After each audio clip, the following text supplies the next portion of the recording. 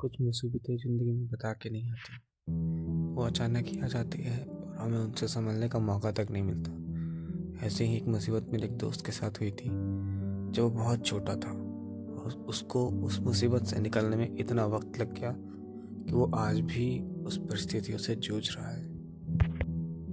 बात उस समय की है जब ये बहुत छोटा था, करीब 7-8 साल के आसपास का होगा, और ये अपने मम्मी पापा के साथ बिहार के पास एक छोटा सा गांव है वही रहा करता था। इसके पापा के पास इसकी अच्छी खासी ज़मीन थी जिस पे वो खेती किया करते थे, और ये गांव के एक स्कूल में पढ़ा करता था। इसके दादा दादी इसके साथ ही रहते थे, और इनके पिताजी जो खेत में काम किया करते थे वो सुबह जाते थे तो सीधा शाम को ही घर आते थे। उनके पास इतना काम हुआ पड़ा रहता था कि वो काम ख़त्म करने में उनको बहुत टाइम लग जाता था, बहुत लेट घर आते थे वो। अब इनकी ज़िंदगी खुशहाल चल रही थी, लेकिन कहते हैं ना कि एक इंसान ज़्यादा दिन तक खुश नहीं रह सकता। कभी ना कभी उसकी लाइफ में ऐसी कंडीशन आती है कि वो इंसान परेशान हो ही जाता है। तो एक ऐसा दिन आया जब इनकी लाइफ में बदलाव आने शुरू हो गए। तो अक्टूबर का टाइम था, जो अक्टूबर का आखिरी का महीना का आखिरी दिन होता है। उन दिनों में ठंडियाँ आती भी हैं और गर्मी भी रहती हैं। तो वैसा एक दिन था शनिवार का, और ये अपने घर से स्कूल के लिए निकला और स्कूल गया, स्कूल में पढ़ाई वढ़ाई करी, फिर वापस घर रिटर्न हुआ। घर आया, घर आके खाना पीना खाया और खा के एकदम से सो गया। जबकि आमतौर पे गांव के बच्चे खाना पीना खाने के बाद खेलने चले जाते हैं, खेलने कूदने चले जाते हैं, दौड़ने चले जाते हैं। तो उस टाइम पे ये लड़का आके घर पे आके सो गया। उसकी माँ को भी ये बात थोड़ी अजीब लगी कि ये लड़का आता है तो खाना वाना खाने के बाद तुरंत बैग फेंक के खेलने चला जाता है, भाग जाता है। लेकिन उस दिन ऐसा क्या हुआ कि ये लड़का आया और आके सो गया। तो फिर उन्होंने कुछ बोला नहीं, ज़्यादा कुछ कहा नहीं। उन्होंने सोचा कि हो सकता है तबीयत ठीक नहीं होगी या फिर थोड़ा थक गया होगा, तो उन्होंने चेक वेक करा तो तबीयत नॉर्मल थी, कुछ ज़्यादा ही ऊपर नीचे नहीं था। लेकिन उस दिन के बाद से उस लड़के की हरकतें बदलनी स्टार्ट हो गई। वो अजीब अजीब हरकतें करता, कोने में बैठा रहता, किसी से कुछ बात नहीं करता, कहीं किसी दीवार की तरफ घूर के देखता रहता। वैसे उसकी हरकत एकदम अजीब सी हो गई थी, मतलब जो उससे कोई उम्मीद नहीं कर सकता था वो वैसी हरकतें करता था। हंसने खेलने वाला लड़का था, हमेशा हंसता खेलता रहता था। लेकिन उस दिन के बाद से वो बहुत सीधा एकदम शांत सा, एक किसी दीवार की तरफ देखता, किसी से कुछ कहता नहीं। पूजा पाठ घर में होते तो फिर वो बाहर निकल जाता। एक दिन की बात है जब उसकी दादी घर में पूजा कर रही थी, तो वो सामने ही बैठा था। तो जो जब पूजा करते हैं तो घंटे की आवाज़ जो होती है, उस घंटे की आवाज़ से उसका सर मचलने लग गया, मतलब वो परेशान होने लग गया, बहुत अजीब अजीब हरकतें करने लग गया, चिढ़ने लग गया, गुस्सा होने लग गया, चिल्लाने लग गया। तो समझ गया कि ये ऐसा क्या हो गया, ये चिल्लाने लग गया, वो घंटे की आवाज़ से इतना परेशान क्यों हो रहा है। तो किसी ने कुछ समझा नहीं, मतलब किसी को समझ नहीं आता कि ये हो क्या रहा है, क्या चल रहा है ये। तो फिर एक दिन की बात है जब वो घर में ऐसे शांत बैठे हुए थे, तो देखे कि वो अपने आप घर से बाहर जा रहा है। वो लड़का घर से बाहर निकल गया।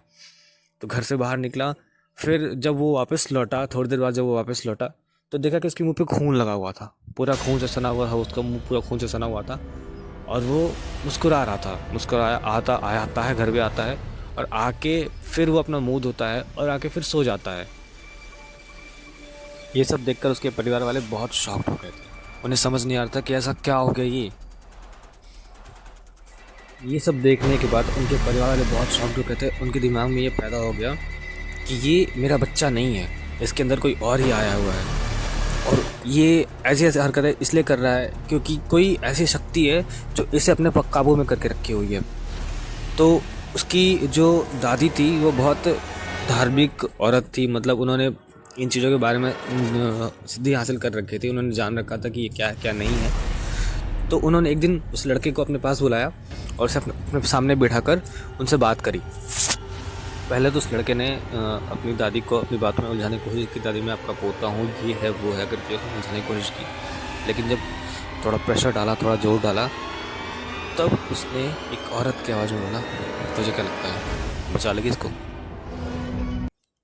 बहुत दिनों बाद तो कोई बच्चा आया है, इसकी बलि दूंगी मैं, इसे लेके जाऊंगी और मुझे कोई रोक नहीं पाएगा। जो करना है कर ले, देख तो इसे कौन बचाता है, इसे तो मैं लेके ही जाऊंगी। इतना सब होने के बाद फैमिली वाले समझ गए कि ये कोई ऊपरी हवा ही है, कोई ऊपरी शक्ति ही है, तो इसको काबू में कर रखा है। तो फिर इसे बचाने के लिए फिर उन्होंने एक पास के गांव में एक बहुत बड़े से तांत्रिक हुआ करते थे, तो उनसे इन सब बारे में बात करी। तो उन्होंने बताया कि ये एक औरत की आत्मा है जो उसी गांव के किसी पेड़ के पास रहती है। तो फिर घर वालों ने पूछा कि बाबा जी ये आया कैसे, ये इसके ऊपर आई कैसे।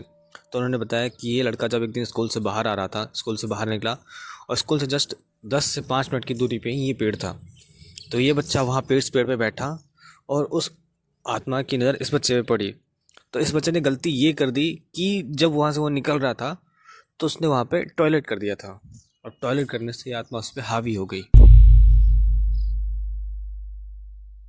और सबको पता होता है कि बच्चों का ऑरा बहुत कमज़ोर होता है और आत्माएं उसी इंसान पे हावी होते हैं जिनका ऑरा कमज़ोर होता है, जो इंसान वीक होता है, जो मानसिक तरीके से कमज़ोर होता है, चीज़ें उसके दिल कमज़ोर होते हैं, चीज़ें जल्दी वो डरने लग जाता है हर चीज़ों में, तो इसलिए आत्मा उस पर हावी हो जाती है। तो इसके साथ भी वही हुआ था। परिवार वालों ने बाबा जी से बोला कि बाबा जी हमारे बच्चे को बचा लीजिए, हमारा एक ही तो बच्चा है, हमारे घर का चिराग है ये, इसे कुछ हो जाएगा तो हमारा वंश नहीं बढ़ पाएगा।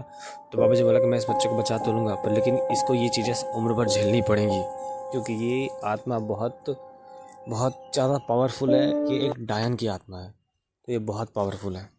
फिर बाबा जी ने अपने तरह तरह के रिचुअल्स करे और किसी तरह से उस बच्चे को उस आत्मा से मुक्त तो कर दिया, लेकिन फिर उसे एक ऐसा तावीज़ दिया जो उसे ज़िंदगी भर पहनना था। नहीं, अगर ये तावीज़ अगर उसके तन से 1 सेकंड के लिए भी अलग हुआ तो वो आत्मा फिर से उसके ऊपर हावी हो जाएगी और इस बार से वो लेके ही जाएगी वो। फिर बाबा जी से पूछा गया कि आप बाबा जी ये आत्मा आई कहाँ से। तो बाबा जी ने बताया कि ये उसी गांव के एक किसान की बीवी थी जो अपने आप को अमर करने के लिए ब्लैक मैजिक परफॉर्म करती थी और बच्चों की बलि दिया करती थी। और ये बच्चों की बलि देने के लिए बच्चे गांव से नहीं चुराती थी, ये बच्चों की बलि देने के लिए अपने ही खुद ही ये बच्चों को जन्म देती थी। ये अलग अलग मर्दों से संबंध बनाती थी और जो बच्चे होते थे उनकी बलि दिया करती थी।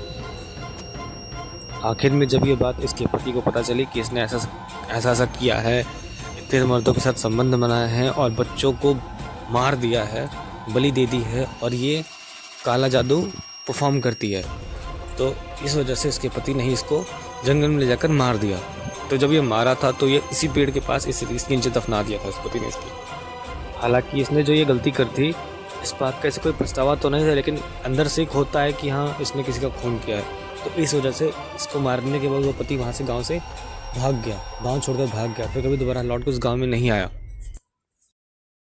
बहुत दिनों तक जब किसान अपने खेत पे काम करने नहीं आया तो लोग उसे ढूंढने उसके घर पहुंचे, तो घर जाकर देखा तो उसका घर का दरवाज़ा खुला पड़ा था और सामान इधर उधर बिखरे हुए थे, जैसे लग रहा है कि बहुत तोड़ फोड़ हुई हो वैसा सीन था। तो जब ये सब हुआ उसको सबको लगा कि किसी बात की वजह से किसान और उसकी बीवी गाँव छोड़कर भाग गए हैं। तो लोगों ने ज़्यादा सोचा नहीं, बस जो हुआ उसको भूलकर लोग अपने अपने लाइफ में आगे बढ़ गए और आज वो लड़का भी ठीक है, सही है, सब कुछ ठीक ठाक चल रहा है। थोड़े बहुत इधर उधर के सपने आते हैं, लेकिन वो तावीज़ आज भी वो अपने गले से नहीं उतारता, क्योंकि उसे बार बार ये चेतावनी मिलती रहती है कि जैसे ही वो तावीज़ अपने गले से उतारेगा उसके बाद वो आत्मा उस पर फिर से हावी हो जाएगी। और इस चीज़ से एक सीख ये भी मिलती है कि कभी किसी पेड़ के नीचे हमें टॉयलेट वगैरह नहीं करना चाहिए। प्रेफर करो कि कोई शौचालय वगैरह आसपास होता है तो उसमें आप जाके कर सकते हैं, लेकिन कभी किसी पेड़ के नीचे टॉयलेट वगैरह मत करो। कब कौन सी चीज़ उस पेड़ पे बैठी हो जो आपकी गलती का इंतज़ार कर रही हो और आप वो गलती करो, आप पे वो हावी हो जाए। तो दोस्तों आज की थी हमारी डरावनी कहानी। तो जैसा कि आप लोग देख रहे हैं ये मेरा पहला वीडियो है जो स्टोरी टेलर के रूप में मैंने बोला है। तो वीडियो पसंद आए तो वीडियो को लाइक करें, चैनल को सब्सक्राइब करें। मिलते हैं नेक्स्ट वीडियो में, तब तक के लिए बाय।